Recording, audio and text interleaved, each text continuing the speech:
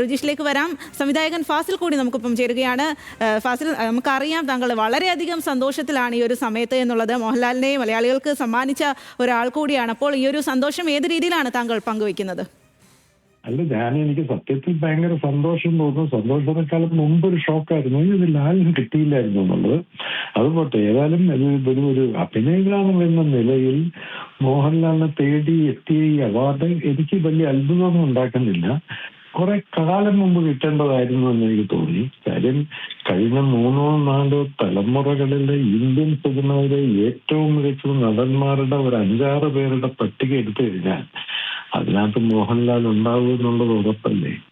അപ്പൊ ഈ അംഗീകാരം എന്നൊക്കെ പറയുന്നത് അത് അർഹിക്കുന്ന ഒരാളുടെ കയ്യിലേക്ക് വരുമ്പോൾ വളരെ വളരെ വളരെ സന്തോഷം തോന്നുന്നുണ്ട്.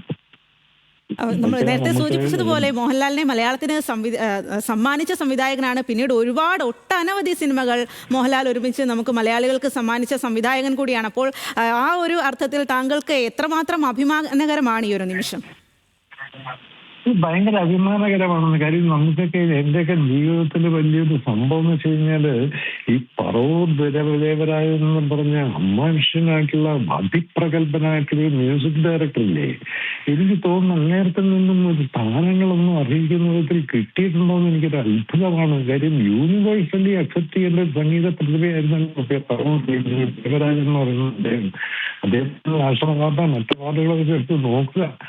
അവിടെയൊക്കെ വിസ്മരിക്കപ്പെടുന്നവരുടെ കൂട്ടത്തിൽ ഞാൻ ഒരിക്കലും പെടാൻ പാടില്ലല്ലോ. അത്ര പ്രകോപിതനായ ഒരാളല്ലേ. അപ്പം അദ്ദേഹത്തിനൊക്കെ ഇത് അർഹിക്കുന്നത് കിട്ടുക എന്നുള്ളത് വളരെ വളരെ വളരെ നല്ല കാര്യമാണ്. അത് കിട്ടിയതിൽ എനിക്ക് വളരെ സന്തോഷമുണ്ട്. ലാൽ അംഗീകരിക്കപ്പെടേണ്ടവനാണ്, ചരിത്രത്തിൽ എഴുതപ്പെടേണ്ടവനാണ്, ചരിത്രത്തിൽ ഇന്ത്യൻ സിനിമാ ചരിത്രത്തിൽ എഴുതി കഴിഞ്ഞിട്ടുണ്ട്. വളരെയധികം നന്ദി ശ്രീ ഫാസിൽ പ്രതികരിച്ചതിന്.